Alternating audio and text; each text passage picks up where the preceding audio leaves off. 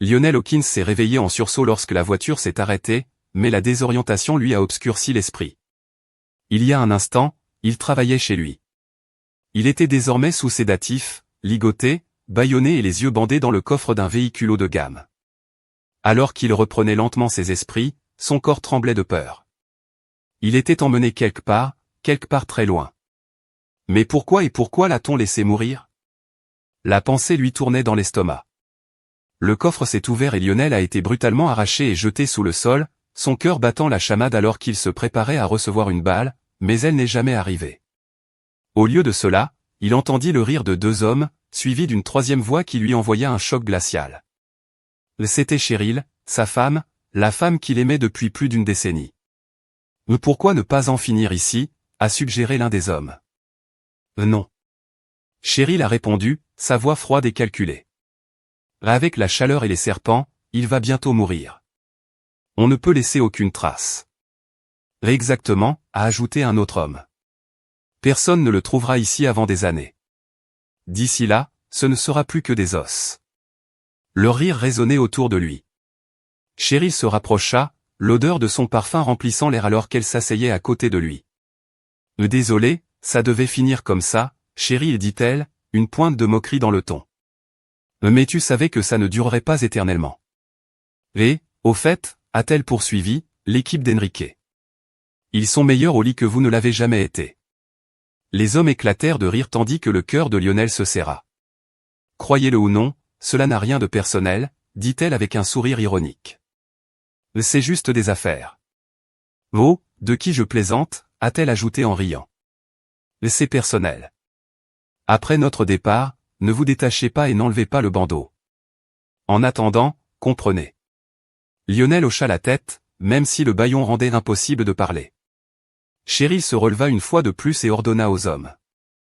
Faites-le. Il sentit les attaches de son poignet se couper. Vous avez de la chance, murmura l'un des hommes. Et si cela ne tenait qu'à moi, je vous tirerais une balle dans la tête et je vous jetterais au poisson. Alors que ses mains étaient libérées, Lionel frotta ses poignets endoloris. L'homme retourna à la voiture et il entendit la voix de Cheryl une dernière fois. Faites ce que je faisais. Dis, ou j'enverrai les chiens après toi, prévint-elle. Je dirais que c'était sympa, mais ce serait un mensonge. Alors rendez service à tout le monde et mourrez déjà. Bon travail. Elle rit puis claqua la porte. Alors que la voiture s'éloignait, Lionel sanglotait en comptant jusqu'à 100, comme elle l'avait ordonné. Quand il eut fini, il ôta le bandeau et le bâillon. Plissant les yeux sous la lumière du soleil, le désert s'étendait autour de lui, un sombre rappel qu'il ne tiendrait pas longtemps ici. Il a détaché ses jambes, arraché sa veste et transformé sa chemise en couvre-chef de fortune pour se protéger de la chaleur brûlante. En plissant les yeux, il aperçut de légères traces de pneus. Son seul espoir était de les suivre aussi loin qu'il le pouvait. Alors qu'il titubait dans le désert, il réfléchissait à sa vie avec Cheryl. Ils s'étaient rencontrés à la faculté de droit, étaient tombés amoureux, se sont mariés et ont tous deux rejoint un prestigieux cabinet d'avocats. Mais Lionel, frustré par le manque d'épanouissement, s'était lancé à son compte en créant une petite entreprise où il consacrait une partie de son temps à travailler bénévolement pour ceux qui en avaient besoin. Cheryl l'avait soutenu au début, mais avec le temps, sa vraie nature a fait surface. Elle n'était pas intéressée à aider les gens, elle s'intéressait à la richesse et au statut. Tout en faisant semblant de soutenir son entreprise, elle a manœuvré dans son dos, obtenant un poste lucratif dans l'une des plus grandes entreprises de la région. Ses revenus dépassèrent bientôt les siens et leur vie financière devinrent de plus en plus séparées. Elle a insisté pour avoir des comptes séparés, s'est acheté une nouvelle BMW pendant qu'il conduisait une Toyota vieillissante et le laissait rarement conduire sa voiture. Son travail exigeait des déplacements constants et, au cours des 2 dernières années, elle était à peine rentrée chez elle. Elle a raté leurs 2 derniers anniversaires et n'a jamais tenu sa promesse de se rattraper. Lionel se demandait comment tout avait si mal tourné. À l'approche de leur 10e anniversaire, Lionel a décidé de ne rien faire, espérant que Cheryl le remarquerait. Jusqu'à présent, elle n'avait pas dit un mot. Il soupçonnait qu'elle trichait. Il avait vu les signes mais n'avait aucune preuve. Il ne pouvait pas se permettre de faire appel à un détective privé avec tout son argent immobilisé dans son entreprise et son foyer. À plusieurs reprises, il sentit sur elle de l'eau de Cologne pour homme et sentit également autre chose. Leur intimité s'était effondrée au cours des 2 dernières années. Autrefois, il faisait souvent l'amour, mais maintenant, s'il avait de la chance, cela arrivait 1 ou 2 fois par mois et c'était mécanique, comme si elle en avait fini avec elle. L'année dernière avait été particulièrement mauvaise, Cheryl voyageant constamment pour son travail. Son entreprise l'avait confié à un client de premier plan qui l'obligeait à voyager à travers l'Amérique latine, Bogota, Lima, Mexico et plus. Parlant couramment l'espagnol grâce à ses racines costariciennes, elle s'épanouit dans son nouveau rôle. Il ne savait pas grand-chose de ce client si ce n'est qu'il était riche, influent et exigeant. Lionel avait l'intuition qu'elle avait une liaison, mais sans preuve concrète, il n'avait rien à dire. Pourtant, il mordait son temps, certain qu'elle finirait par faire une erreur. Il avait pris des mesures pour se protéger ainsi que son entreprise. Donc tout ce qu'il pouvait faire maintenant était d'attendre. Puis il se souvint des documents qu'elle lui avait demandé de notifier. Elle a affirmé qu'ils étaient liés à l'import-export. Mais il était méfiant. Pourquoi son entreprise n'a-t-elle pas pu s'en charger? Pourquoi avait-elle besoin de sa signature? Elle lui a même proposé une grosse somme d'argent pour le réaliser. Son instinct lui disait que quelque chose n'allait pas. Peut-être que son client était impliqué dans quelque chose d'illégal. Est-ce qu'il faisait de la contrebande d'outils ou de pilules? Au début, Lionel hésitait à contacter les autorités, mais son instinct lui disait d'attendre et de recueillir plus d'informations. Il a regretté cette décision. Cheryl ne lui a pas donné grand-chose pour dissiper ses inquiétudes. Elle a dit que s'il n'y arrivait pas, elle trouverait quelqu'un d'autre.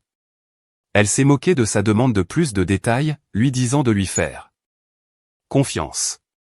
Puis un jour, Lionel découvre une étrange note glissée entre les documents, un chiffre 350 en initiales, une date et ce qui ressemble à des coordonnées GPS. Intrigué, il l'a montré à son collègue Andy McGregor. Andy a suggéré que cela pourrait indiquer une livraison illégale d'outils. Non, Cheryl ne serait pas impliquée dans quelque chose comme ça. Répondit Lionel en secouant la tête. Es-tu sûr? Andy a demandé. Vous avez dit qu'elle voulait que vous notifiiez les formulaires incomplets. Si j'étais vous, j'irais immédiatement à l'ATF. Lionel a décidé de parler d'abord à Cheryl. Merci, Andy, je vais trouver une solution. Mais Andy avait raison, cette hésitation était une erreur. Cette nuit-là, Lionel eut à peine le temps de poser sa mallette que tout devint sombre. Une vive douleur lui traversa la jambe et il cria. En baissant les yeux, il vit un serpent à sonnette enroulé autour de sa jambe. Distrait par ses pensées, il ne l'avait pas entendu siffler. « Merde !» marmonna-t-il en attrapant une pierre pour se défendre. Alors que le serpent se précipitait à nouveau, sa jambe le brûlait et il boitait vers un arbre de Josué, désespéré de trouver de l'ombre. Il savait qu'il avait besoin d'une aide médicale rapide, mais il n'avait rien. Sa montre, son téléphone et son alliance ont tous été confisqués lorsque Cheryl l'a fait détourner. Alors que le soleil se couchait, il réalisa qu'il ne passerait peut-être pas la nuit. L'obscurité s'est glissée et pour la première fois depuis des années, il a prié, « Dieu, s'il te plaît, aide-moi. » C'était le soir et, comme d'habitude, ma femme Dani et moi étions sur le porche arrière avec notre fils William, âgé de 9 mois. Je chéris ces moments calmes, réfléchissant à la journée et regardant vers l'avenir. Dani, posant sa tête sur mon épaule, sourit tandis que je parlais à William d'une voix enjouée et enfantine. C'est une bonne chose que personne ne puisse t'entendre, Amos, le taquina TL. On croirait avoir une seconde enfance. Jerry, ce n'est qu'un enfant, tu dois t'amuser avec lui. Soudain, on sonna à la porte. J'ai remis William à Dani et je suis allé lui répondre, surpris de voir mon grand-père, Elia, debout à la porte, habillé comme un vieux cow-boy avec un Stetson usé et un long manteau. Il avait l'air comme il l'avait toujours été. Entrez, grand-père. J'ai dit que ça faisait longtemps. Comment vas-tu? Il m'a fait un câlin chaleureux. Magnifique, tout comme une libellule d'été. Il sourit. Je suis venu rendre visite à mes petits-enfants, vous deux. Nous sommes dehors et profitons du coucher de soleil. J'ai dit, tu veux une bière, bien sûr, il a répondu quelque chose pour laver la poussière de la route. J'ai pris une bière dans le réfrigérateur et je l'ai trouvée déjà sur le porche, en train de bercer William et de faire des bruits de bébé. Le bébé rigola. Grand-père m'a pris la bière, en a pris une grande gorgée et l'a posée. Tu vois, j'ai dit à Dani, je ne suis pas le seul. Elle a ri. Grand-père avait l'air confus. Que se passe-t-il? Il a demandé à Dani qui me taquinait à propos des bruits de bébé. J'ai dit qu'il a ri. Je faisais ça bien avant votre naissance. Puis son expression s'adoucit, William ici présent ressemble beaucoup à votre arrière-arrière-arrière-grand-père, Jedediah, à cet âge. Tu veux dire mon ancêtre de la guerre? J'ai demandé. Il hocha la tête, oui, c'est lui, le même âge quand tout a mal tourné. Tu veux dire la guerre? J'ai demandé, oui, a-t-il dit. Lorsque le Sud a tiré sur Fort Sumter et que tout a explosé, j'ai rejoint un régiment à Indianapolis. Nous avons commencé comme infanterie, mais sommes ensuite devenus cavalerie. C'était la dernière fois que ta grand-mère, Lizzie et les enfants m'ont vu. Bon sang, ai-je marmonné. C'était dur, dit-il doucement. Nous avons combattu dans des endroits comme Shiloh, Chickamauga et Atlanta. Nous avons vu des hommes bons mourir des deux côtés. J'ai remarqué une larme dans ses yeux mais il l'a rapidement essuyée et s'est concentré sur William. J'espère que tu n'auras jamais à vivre quelque chose comme ça, fils, dit-il doucement. Son visage changea soudainement et il se leva. Je dois y aller. Là as-tu une trousse de premiers soins pour les morsures de serpent? Bien sûr, dis-je. N'importe qui ici serait fou de ne pas le faire. Très bien, préparez-le et soyez prêts à l'appeler, a déclaré grand-père. Il est parti et est revenu peu de temps après, portant un homme dont la chemise était nouée autour de sa tête. Grand-père l'a allongé sur le canapé, soulevant sa jambe blessée. Danny m'a tendu la trousse de premiers soins et a appelé le docteur Thompson. Il a rapidement réglé la situation et a sorti des seringues et des antidotes. On dirait que vous êtes arrivé juste à temps, a-t-il dit. Gardez-le immobile. Pas de nourriture ni d'eau pour l'instant. Si les choses empirent, appelez-moi et nous pourrons l'emmener aux urgences. S'il commence à vomir ou si son visage enfle, appelez-moi immédiatement. Je viendrai demain pour le voir. Est-ce qu'il ira bien, ai-je demandé? Le docteur Thompson hocha la tête, je pense que oui. La morsure a l'air pire qu'elle ne l'est, mais surveillez-la. Je lui ai donné un vaccin contre le tétanos et un antidote. Si son état s'aggrave, je devrais peut-être lui administrer en roman 4. Savez-vous s'il a une assurance, ai-je demandé? Je ne sais pas, il a répondu que je couvrirai les dépenses, envoyez-moi simplement la facture. Merci, dis-je. Au fait, que lui est-il arrivé? Ils l'ont mis de côté. Grand-père a dit qu'il l'avait laissé pour mort. Peut-être que tu devrais appeler le shérif. Le docteur Thompson a suggéré que le shérif ne nous aiderait pas ici. Grand-père a répondu, ne vous inquiétez pas, il est entre de bonnes mains.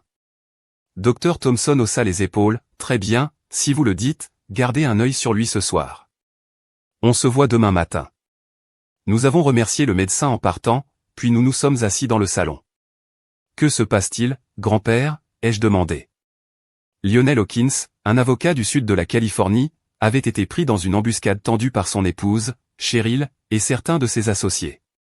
Ils l'ont emmené dans la vallée de la mort et l'ont laissé pour mort.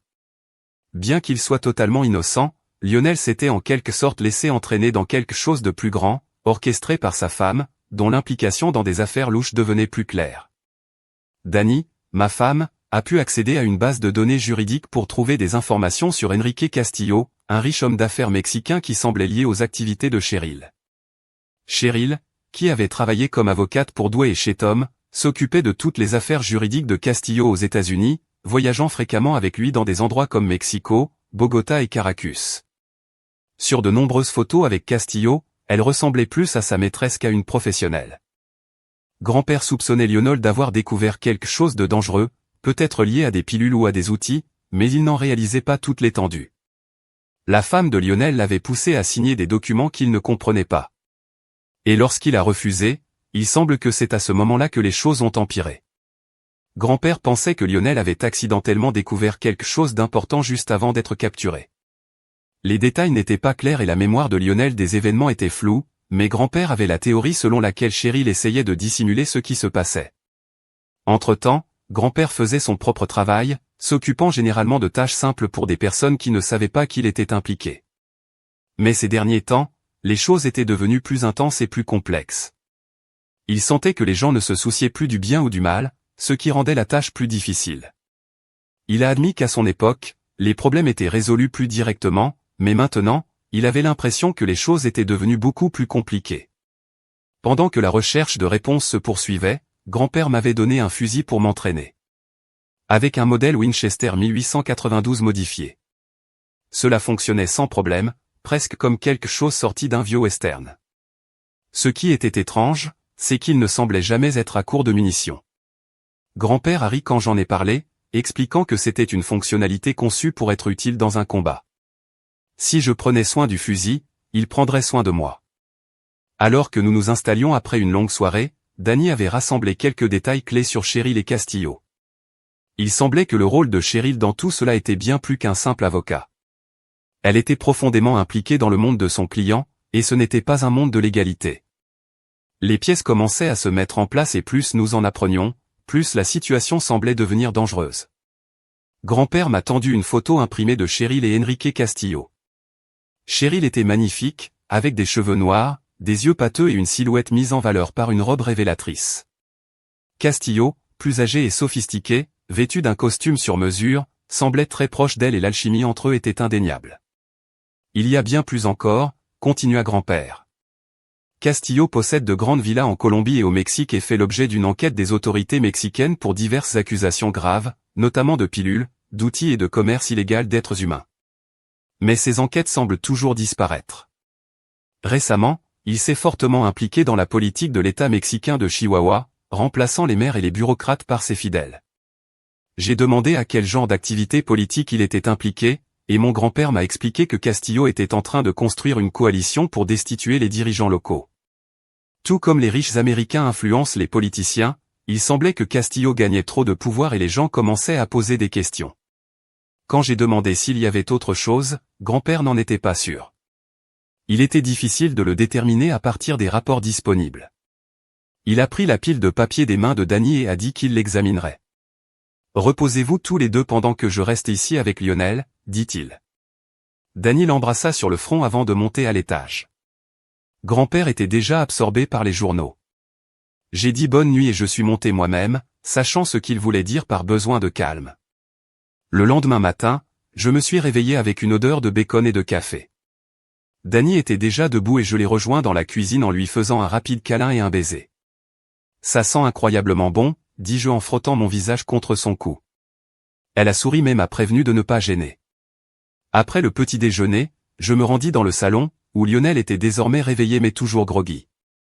Je lui ai demandé comment il se sentait et il avait l'air confus, demandant qui nous étions et comment il s'était retrouvé là. Je l'ai rassuré qu'il n'était pas mort et je me suis présenté ainsi que les autres. Lorsque Lionel aperçut grand-père, il reconnut en lui celui qu'il avait trouvé dans le désert. Grand-père expliqua que Lionel avait appelé à l'aide et qu'il avait répondu. Lionel, toujours abasourdi, se souvient avoir prié dans le désert, réalisant maintenant qui avait répondu. Je lui ai dit qu'il était au Texas et je lui ai demandé s'il voulait un petit déjeuner. Il accepta avec empressement et Danny lui apporta une assiette de bacon et d'œufs. Lionel le dévora avidement, comme s'il n'avait pas mangé depuis des jours. Nous avons tous mangé en silence. Danny a nourri William puis l'a placé dans son parc. J'ai demandé à Lionel ce qui s'était passé et il se souvient avoir posé sa mallette sur la table à la maison, pour finir attachée dans le coffre d'une voiture. Sa femme avait clairement fait savoir qu'elle voulait sa mort. « Pourquoi ?» demanda Danny horrifié. Lionel a expliqué que Cheryl lui avait demandé de signer et de pré-certifier les documents d'import-export pour son client, quelque chose qui n'était même pas rempli ni signé. Danny était choqué. « Pourquoi ne pouvait-elle pas le faire elle-même ?» « Je ne sais pas, répondit Lionel en haussant les épaules. « Votre femme est avocate, n'est-ce pas ?» insista Danny.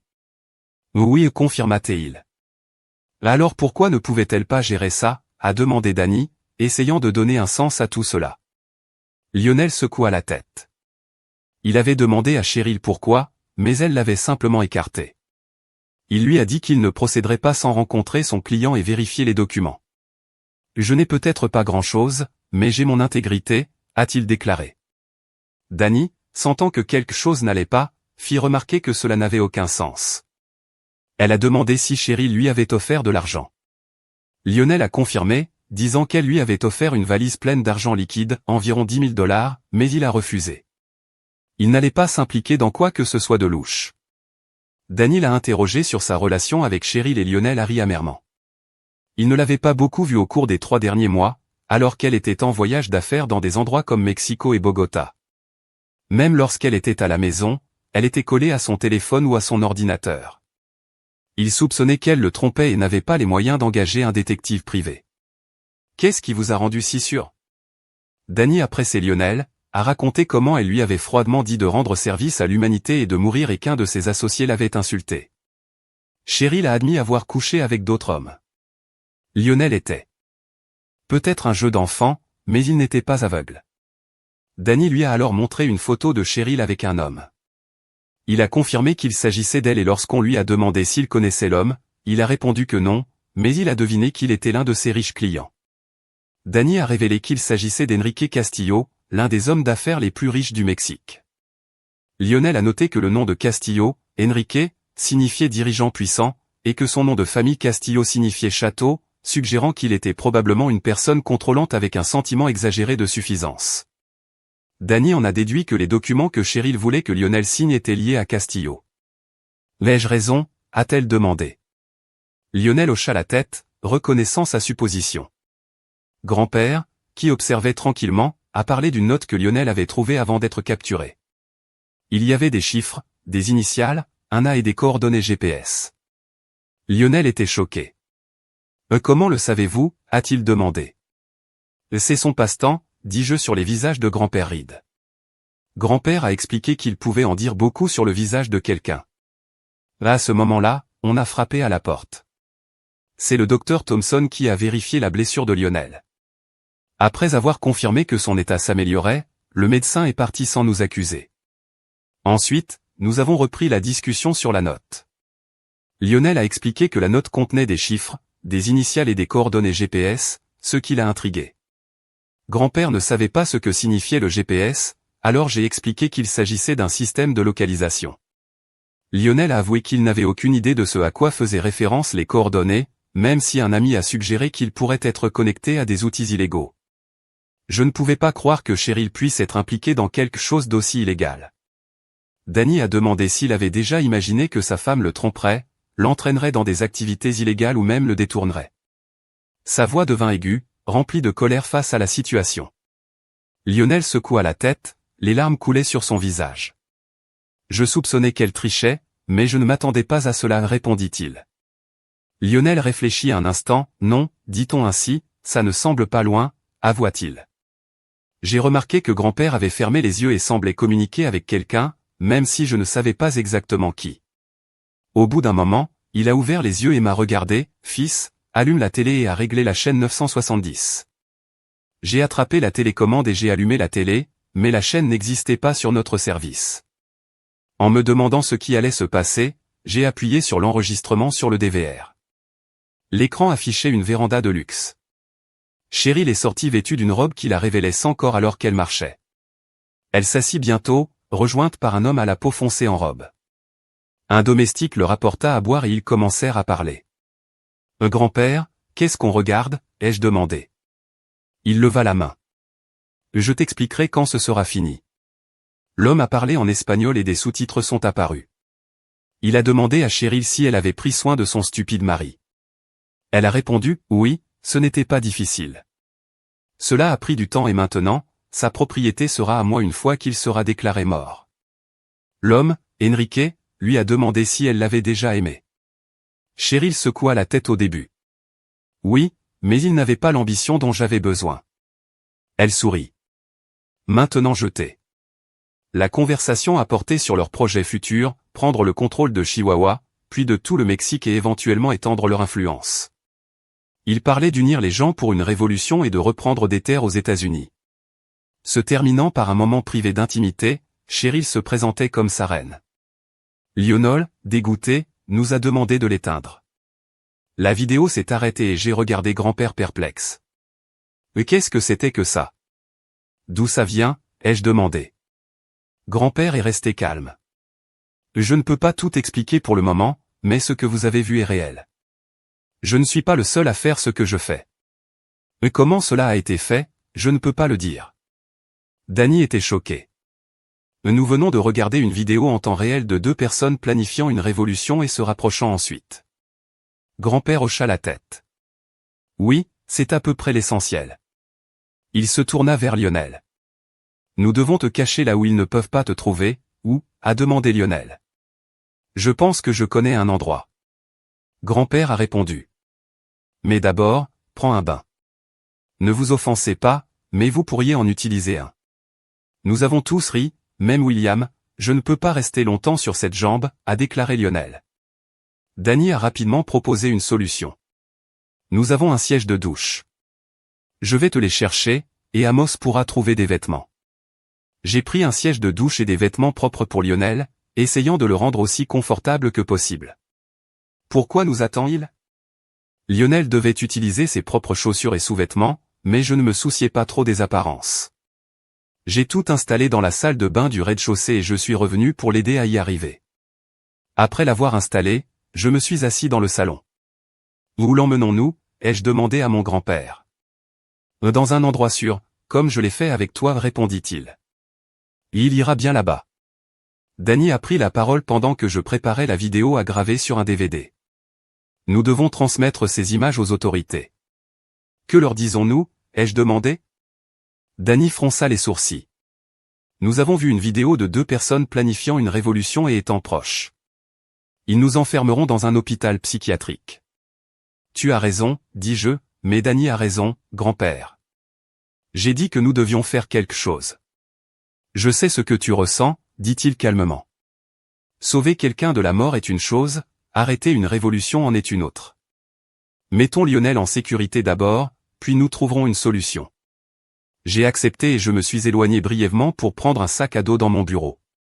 Après environ une demi-heure, Lionel revint au salon, boitant mais plus propre. Il avait l'air bizarre avec son jean mal ajusté et ses chaussures usées et coûteuses, mais au moins il ne puait plus. Grand-père se leva lorsque Lionel entra. Prêt, fils? Je suis prêt, acquiesça Lionel. Grand-père est sorti et est revenu avec un lasso. Il a fait son tour habituel et en quelques instants, nous nous trouvions dans une rue poussiéreuse semblable à celle où j'avais rencontré autrefois mon ex-femme et son amant. Il désigna un bâtiment en bois de 2 étages avec une pancarte indiquant « Hôtel ». Nous avons aidé Lionel à monter les escaliers et l'intérieur du bâtiment. Était frais, comme si on entrait dans un vieux musée de l'Ouest. Un homme chauve avec un brassard sortit de l'arrière-boutique, Elia, un vieil ami. Il a salué mon grand-père. Ils ont échangé des plaisanteries avant que grand-père ne demande « Jake, peux-tu héberger mon ami ?» Pendant un moment, il fut mordu par un serpent. Jake a accepté d'aider et a même mentionné avoir fourni des vêtements et appris à Lionel comment utiliser un outil. Grand-père regarda Jake. « Vous n'allez pas déclencher une fusillade ici, n'est-ce pas ?» Jake haussa un sourcil. « Tant que vous l'empêchez de gratter comme une vache contre une clôture. » Nous nous sommes retournés pour voir Lionel essayer de se gratter le dos sur le cadre de la porte. Grand-père a demandé « Qu'est-ce qui ne va pas chez toi ?» Désolé. Lionel a répondu. Mon dos me démange comme un fou. Je lui ai fait soulever sa chemise, révélant une grande tache rouge sur le bas de son dos avec une petite formation au centre. Cela ne ressemble pas à une bouchée, dis-je. Je pense qu'ils lui ont implanté une puce de suivi. Quoi? A demandé grand-père choqué. J'ai confirmé, c'est un dispositif de localisation. Vous vous souvenez de ce que l'homme dans la vidéo a dit? Ils l'ont perdu de vue quelques heures après son abandon. Grand-père était d'accord. Je pensais qu'il le surveillait dans le désert. Je secouai la tête.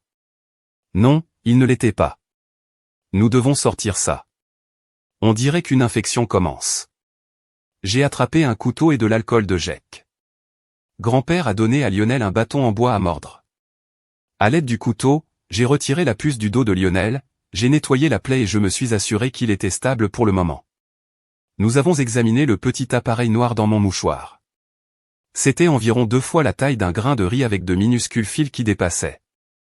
Grand-père a demandé, est-ce un dispositif de suivi? J'ai hoché la tête. Il semble que oui. Ils l'ont probablement injecté après lui avoir donné un sédatif. J'ai écrasé l'appareil sous ma botte, puis j'ai demandé à Jake où se trouvait la chambre de Lionel. Il nous a dirigés vers le couloir en nous disant que les toilettes étaient à l'extérieur. Il nous a également indiqué un endroit à proximité où Lionel pouvait manger et se baigner dans la pièce. Lionel était déconcerté par le manque de commodités modernes. Pas de télé. À quoi ça sert? A-t-il demandé en désignant une grande cruche en céramique à côté de la table de nuit. C'est un pot de chambre, expliquai-je. C'est pour la nuit. Lionel était pâle. Ça ne marchera pas, dit-il.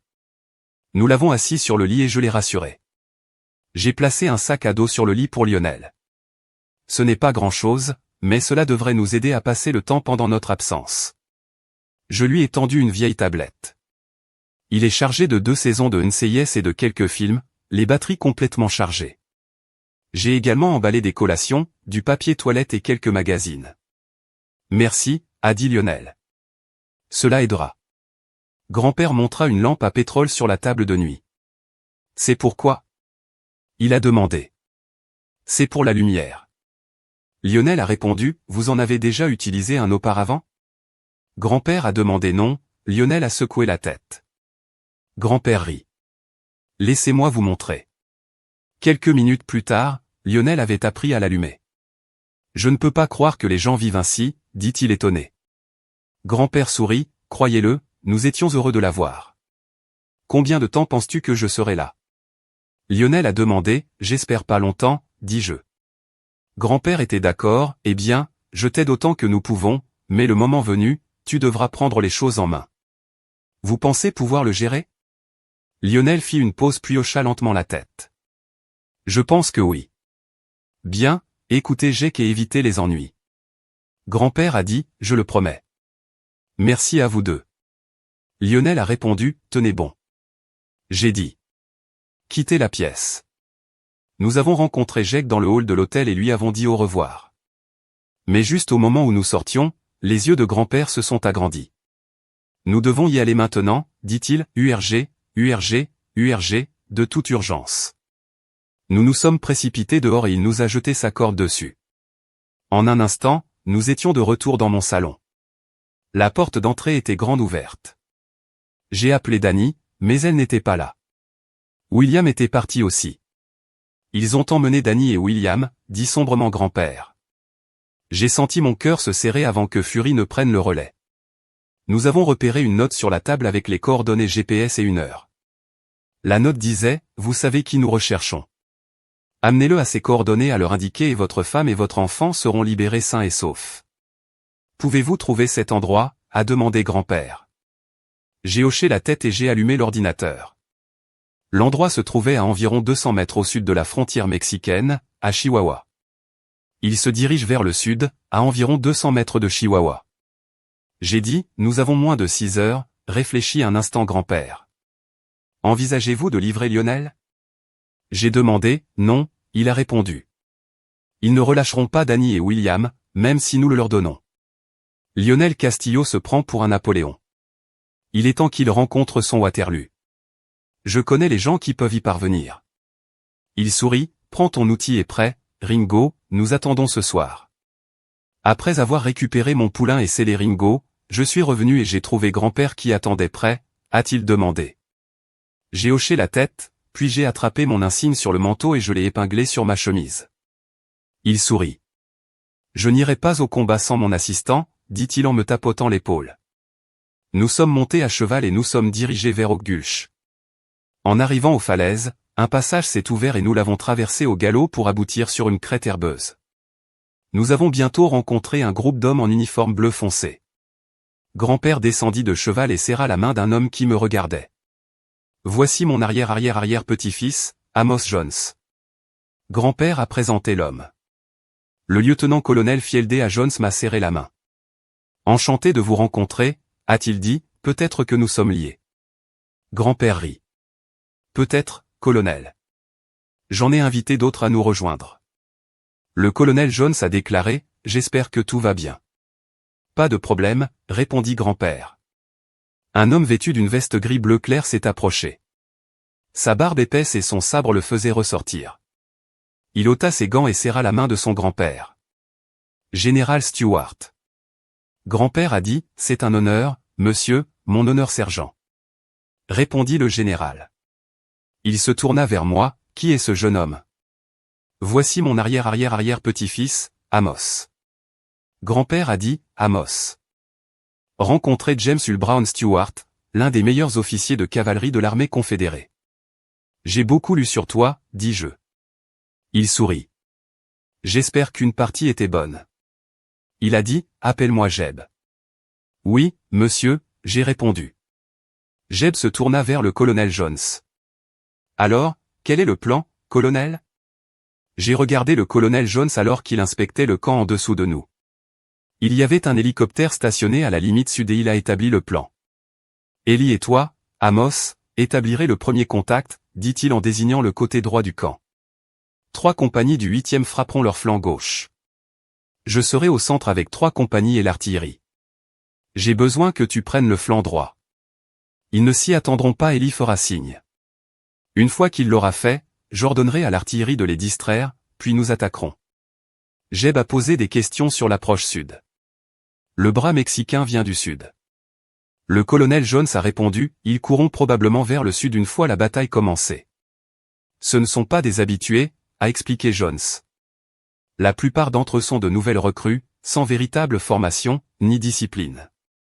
Ils ne constituent pas une véritable force de combat. Jeb hocha la tête, mais j'étais toujours concentré sur la situation actuelle. Je ne pouvais pas me débarrasser de l'inquiétude pour ma femme et mon fils. Colonel, dis-je d'une voix tendue, avec inquiétude. Danny et William sont dans ce camp. Je ne veux pas qu'ils soient pris dans les tirs d'artillerie. Grand-père m'a rassuré, sa voix calme. Ils seront dehors avant que nous frappions. L'artillerie atterrira juste au sud du camp. Ces artilleurs sont les meilleurs. Tout ira bien. Je n'en étais toujours pas sûr, mais j'ai hoché la tête, faisant confiance aux paroles de grand-père.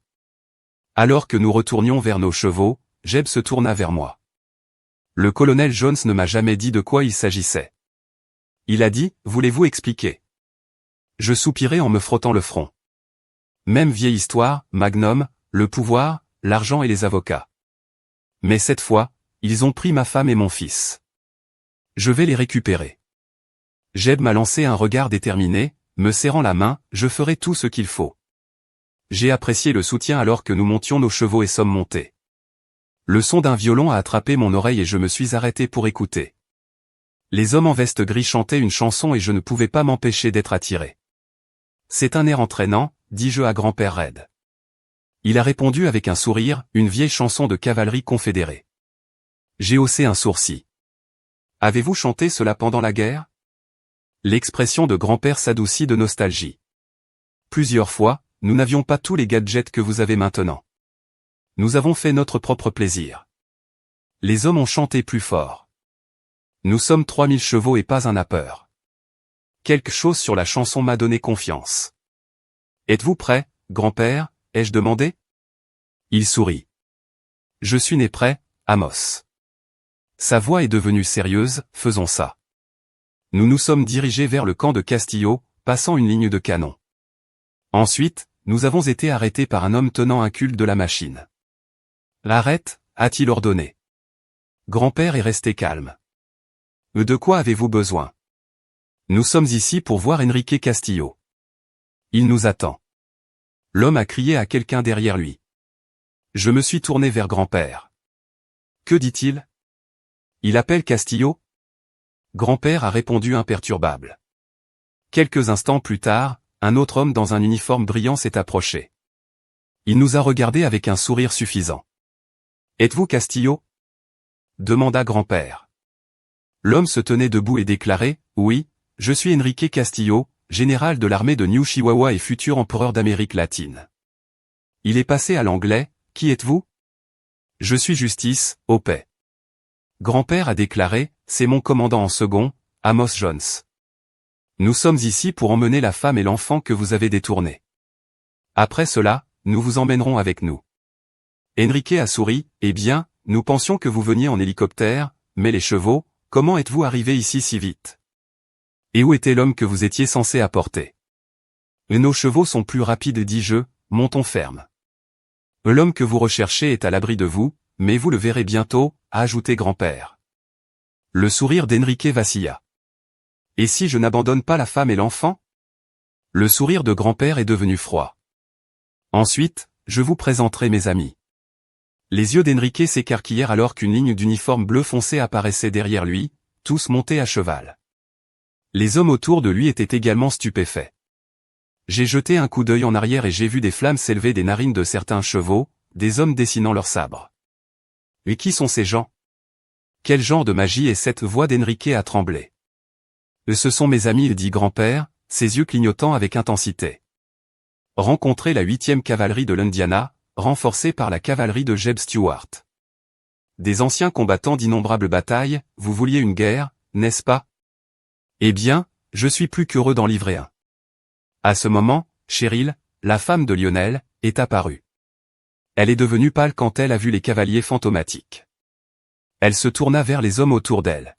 « Où est mon mari ?» a-t-elle demandé. « Dans un endroit sûr, répondit grand-père.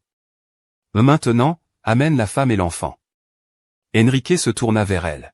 « Faites-le, ordonna-t-il. » Mais Enrique Cheryl a commencé à protester. « Faites-le, a-t-il aboya. Elle se tourna vers ses hommes et leur a donné des ordres. Un instant plus tard, Danny a été amené à l'extérieur avec l'un des hommes tenant William et le lui tendant. Souvent. Enrique m'a regardé avec un sourire narquois. « Oh, alors tu es le mari de la femme, êtes-vous » a-t-il demandé.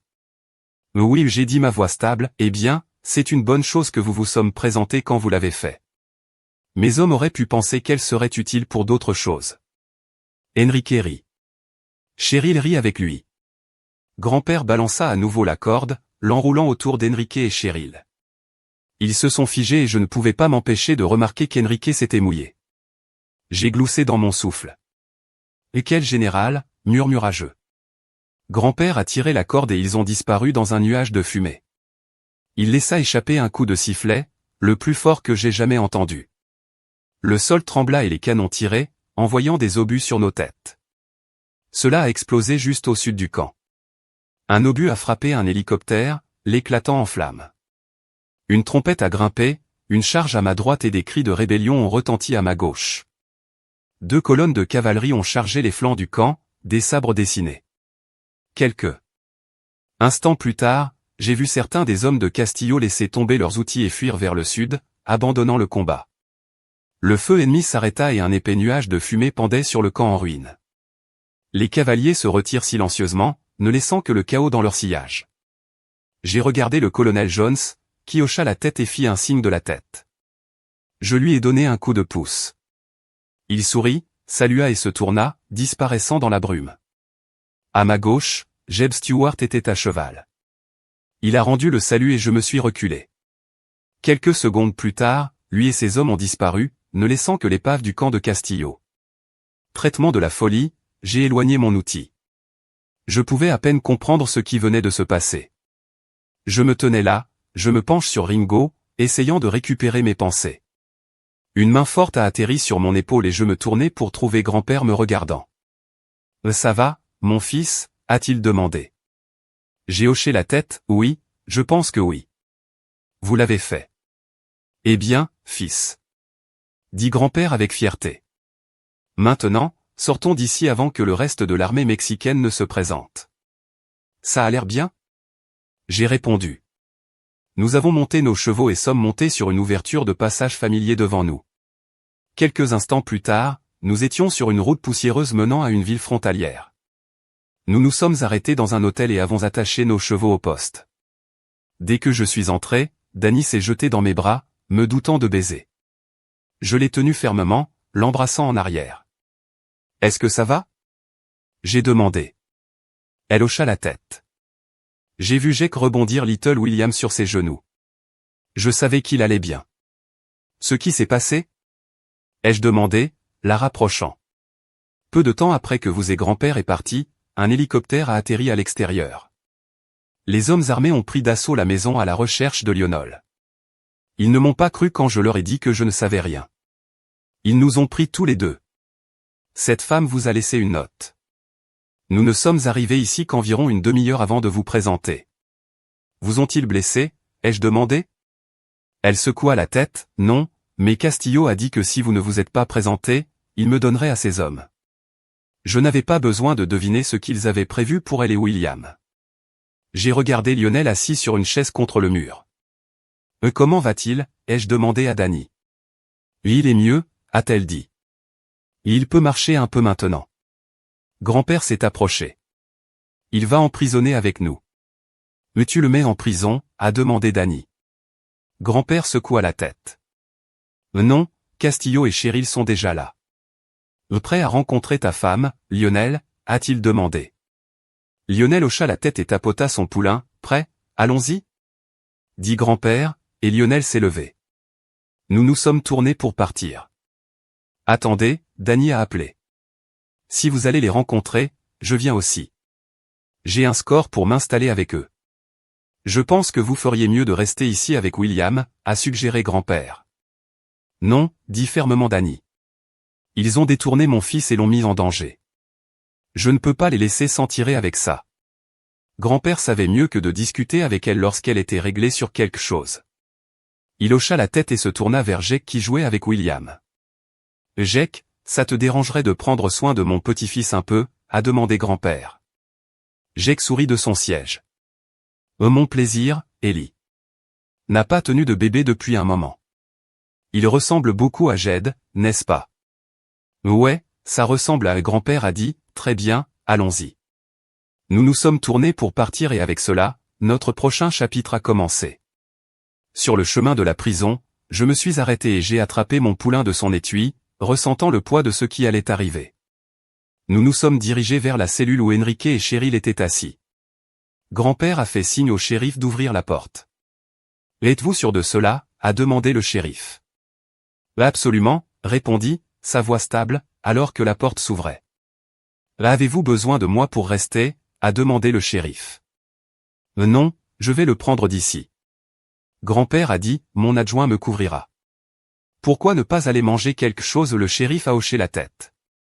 Je ne refuserai pas, a-t-il dit en se dirigeant. Grand-père s'est tourné vers les prisonniers, out. Il a ordonné, faisant un geste de quitter leur siège. Ils ont échangé des regards avant de se tenir lentement. Cheryl et Enrique ont clairement indiqué qu'ils n'allaient pas coopérer. Grand-père rit, les regardant. Mais tu devrais savoir, dit-il, se tournant vers Cheryl. C'est dangereux de se situer entre une mère et son enfant. Puis il se tourna vers Castillo. Eh bien, général, a-t-il ajouté sarcastiquement, ta petite guerre est terminée. Il regarda Lionel. Tout ce que vous souhaitez discuter avec votre femme. Lionel a tiré une chaise, fixant Cheryl. Donnez-moi une bonne raison de ne pas vous éliminer maintenant, dit-il, sa voix froide. Cheryl le regarda sous le choc. Parce que je t'aime, dit-elle doucement, Lionel, laisse échapper un rire amer. C'est pourquoi tu m'as laissé mourir dans le désert. C'est pourquoi vous avez essayé de m'installer et que vous avez eu une liaison avec ce soi-disant dictateur. Ricana-t-il. Je suis content que tu m'aimes. Je détesterais penser ce que vous auriez fait si je ne t'aimais pas, mensonge. Enrique gémit de douleur, luttant pour parler. Tu m'as dit que tu ne l'aimais plus. Tu m'as juré loyal. Je vous ai dit ce que je ferais si vous me trahissiez. Il se précipita vers elle, mais c'est à ce moment-là que le tir a sonné. Il est tombé au sol mort puis a disparu dans une bouffée de fumée. Où est-il allé? Cheryl Alta. Tout celte Lionel, sa voix tremblant. Vous avez liquidé la voix. Peut-être que vous auriez préféré que je l'ai laissé étrangler. Lionel a dit froidement. Maintenant, dis-moi, pourquoi as-tu fait ça? Pourquoi me tromper avec lui au point? Pourquoi essayer de m'éliminer au point? Parce qu'il était riche et puissant, répondit-elle en regardant vers le bas. Il était un menteur mégalomane comme toi, a déclaré Lionel. Alors quoi maintenant, a-t-elle demandé, sa voix trembla. S'échapper d'ici? Grand-pa a frappé normalement. GLE. Dit dans le désert. Pensez-vous que quelque chose comme ça pourrait être organisé pour elle? Grand-père considérait l'idée, rétrécissant ses yeux. Tu ne peux pas me faire ça, a plaidé Cheryl. S'il vous plaît, Lionel, divorce-moi si tu le dois, mais ne me laisse pas fermer, sorcière. Lionel cassé. Vous savez que les tribunaux se rassasieraient avec vous en divorce, mais je ne vous donnerai pas cela. J'attendrai que vous soyez officiellement déclaré mort. Cheryl recula à ces mots. Je vais fuir d'ici, elle a menacé. Je te trouverai et je te ferai payer. Non, tu ne le feras pas, a dit grand-père, sa voix ferme. Il regarda Lionel. Je comprends ce que vous venez. C'est non conventionnel mais pas impossible. En êtes-vous sûr? Lionel a rencontré son regard. Je suis sûr que je veux qu'elle ressente la douleur qu'elle m'a causée. Grand-père hocha la tête, très bien. En un clin d'œil, nous nous tenions au milieu du désert, à côté d'un gros rocher. Le sable et les buissons clairsemés nous ont entourés. Cheryl était enchaînée sans vêtements sur la roche. Ses membres se répandaient largement. La peur et l'horreur ont rempli son visage en réalisant où elle était. « Allez-vous vraiment me quitter ici ?» Elle a crié. « Je mourrai ici. Tu m'as laissé mourir dans le désert. » Lionel a répondu froidement, « Mais je t'aimais. C'est votre punition. » Grand-père a ajouté. « Vous ne mourrez pas ici. Vous resterez en vie, enchaîné à ce rocher, jusqu'à ce que vous soyez officiellement déclaré mort. Les vautours viendront et les animaux sauvages aussi. Vous survivrez juste assez pour endurer leur visite et vous serez complètement seul. » Il s'est tourné vers Cheryl et a demandé, « Connaissez-vous le dicton ? Un œil pour un œil. » Cheryl a supplié, sa voix tremblant, « S'il vous plaît, ne faites pas cela. Donnez-moi une autre chance, Lionel. S'il voit que vous vous êtes vraiment repenti, il peut vous accorder miséricorde, » a déclaré grand-père. Cheryl regarda Lionel, des larmes coulant sur son visage. « Je suis désolé que cela se soit terminé comme ça, chérie. » dit Lionel, répétant ses propres mots. « Je trouverai quelqu'un mieux au lit que toi. » Sob de Cheryl résonna en se détournant. En un instant, ils étaient de retour à l'hôtel. Lionel avait l'air stupéfait et Danny et j'ai échangé des regards mal à l'aise. « Pensez-vous qu'elle ressentira un vrai remords ?» a demandé Lionel. « C'est possible, dit grand-père, sa voix réfléchissait. Mais pas si elle perd la tête en premier. » J'ai pris l'anneau de pierre rouge de ma poche et je l'ai remis à Lionel. « Regardez cette bague. Quand il commence à vaciller le bleu, cela signifie qu'elle s'est vraiment repentie. Si vous voulez la libérer, appuyez sur la pierre. » Lionel a étudié l'anneau avant de le glisser sur son doigt. « Je vais le garder un œil dessus tous les jours, » dit-il tranquillement. « Ai-je fait la bonne chose ?» Il a demandé à sa voix basse. « Parfois, les gens ont besoin de toucher le fond avant de changer. » Grand-père a dit, « Avez-vous déjà entendu l'histoire de Jonas ?» « Oui, » a répondu Lionel. « N'a-t-il pas avalé par une baleine ? » « Quelque chose comme ça ?» a déclaré grand-père. Jonas a refusé de suivre la volonté de Dieu et a couru dans la direction opposée. Dieu a donc envoyé un poisson géant pour l'avaler. Il a passé 3 jours et nuits à l'intérieur à prier jusqu'à ce qu'il se repente. Lorsque le poisson le cracha, Jonas a finalement fait ce qu'il devait. Et j'imagine qu'il n'avait pas l'air ou ne sentait pas trop d'ici. Peut-être que votre femme a besoin d'une leçon similaire. La vraie question est de savoir si vous pouvez lui pardonner la tête. Il avait besoin pour parler. Je suis tellement reconnaissant que vous et William allez bien. Je ne sais pas comment j'aurais réussi si je perdais l'un de vous. Tu sais que j'avais peur, mais je n'étais pas inquiet, dit-elle, prenant une traînée de ma cigarette.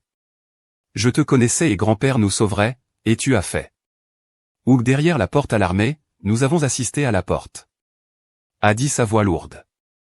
Il a le droit d'être. Qu'est-ce que c'est pour, a-t-il demandé surprise. Je voulais juste vous remercier. Dit-elle en embrassant sa joue. Je t'aime. Je t'aime aussi, Danny. Dit grand-père, retournant son câlin, prenez soin de mes petits-enfants, tous les deux. D'accord, je le ferai, grand-père, je le promets. Elle a dit, dites bonjour à grand-mère Lizzie pour moi. Elle a ajouté, je le ferai. Il a hoché la tête, à plus tard. Il a basculé son chapeau et est parti.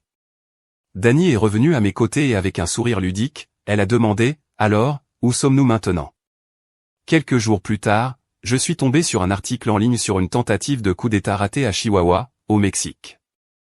Il a mentionné un colonel, Alejandro Rojas, qui avait liquidé un riche homme d'affaires, essayant d'élever une armée pour reprendre l'État. Certains des hommes capturés ont affirmé avoir été attaqués par des démons à cheval, mais Rojas l'a rejeté comme des délires causés par des pilules. L'article a également noté que des outils illégaux avaient été saisis du camp. Les autorités enquêtaient mais n'avaient pas nommé l'avocat impliqué, même si cela semblait être quelqu'un d'une société du sud de la Californie. Rojo a été promu général de brigadier, a décerné une médaille et salué en tant que héros national. Il n'y avait aucune mention d'une charge de cavalerie. Heureusement, Lionel est resté en contact. Il m'a dit qu'il avait déposé le rapport d'une personne disparue pour Cheryl, principalement pour couvrir ses traces si jamais il a divorcé. Il avait également commencé à voir un psychologue. Environ 1 an plus tard, il a appelé pour dire que la pierre de son anneau avait commencé à scintiller le bleu. Nous avions une fille, Elisabeth, m'a-t-il dit. J'ai suivi les conseils de grand-père et j'ai pressé la pierre. Un peu après que grand-père ait apporté une fine femme frénétique chez Lionel. Il a dit qu'il avait essayé de l'aider à s'adapter à la société, mais elle a eu du mal. Elle parlait à peine, refusa de porter des vêtements la plupart du temps et mangeait comme si chaque repas pourrait être son dernier. Lionel a dû reprocher ces choses de base comme utiliser les toilettes. Il lui a fallu des semaines pour même marcher correctement. Il l'a gardée hors de pitié, ne voulant pas la détourner jusqu'à ce qu'elle puisse survivre seule. J'ai entendu parler de lui plusieurs fois au cours des prochains mois. Lionel me l'a dit. Puis un jour, il a appelé pour dire qu'elle était partie. Elle est partie, ai-je demandé inquiet. Non, répondit-il des larmes dans sa voix. Elle est morte. Je pensais qu'elle s'améliorait. Lionel a poursuivi, je suis rentré un jour à la maison et elle était au lit. Elle avait pris des somnifères. Je suis désolé d'entendre ça, dis-je tranquillement. C'est ce qui se passe, a déclaré Lionel. Grand-père a dit qu'elle avait fait la paix avec Dieu avant son départ. Elle a laissé un manuscrit expliquant beaucoup. C'est très graphique en partie et elle avait plus de 5 millions de dollars dans un compte offshore. Je ne savais pas qu'elle avait ce genre d'argent. C'était peut-être sa façon de dire désolé. Waouh, dis-je stupéfait. Voudriez-vous que je lis son manuscrit si vous le souhaitez? Lionel a dit que je devais le parcourir d'abord et réparer certaines choses. Elle a passé des mois dessus, mais certaines de ses pensées sont difficiles à suivre. Cela me prendra environ 3 semaines. Prenez votre temps. J'ai répondu. Ne vous précipitez pas, ça va? Je lui ai demandé. Ouais, je vais bien, a-t-il dit. Les derniers mois ont ouvert de vieilles blessures, mais je peux le gérer. Prends soin de toi. Je lui ai dit. Restez en contact. Je remercie encore pour tout ce que Lionel a dit avant de raccrocher. Plus tard, j'ai dit à Dani ce que Lionel avait dit. C'est dommage, a-t-elle dit, mais j'aimerais lire ce qu'elle a écrit. J'ai accepté, mais nous avons tous les deux décidé d'attendre les 3 semaines. En regardant dans la cour, nous avons vu William monter le dos de grand-père comme un cheval. Alors qu'Elisabeth rit joyeusement, grand-père faisait semblant d'être un cheval, faisant des sons. Il était difficile de dire qui appréciait davantage le jeu, William ou grand-père. Je me tournai vers Dani, un sourire sur mon visage et j'ai vu le même regard d'amour dans ses yeux. Je l'ai embrassé, ressentant un profond sentiment de bonheur, réalisant à quel point j'étais chanceux.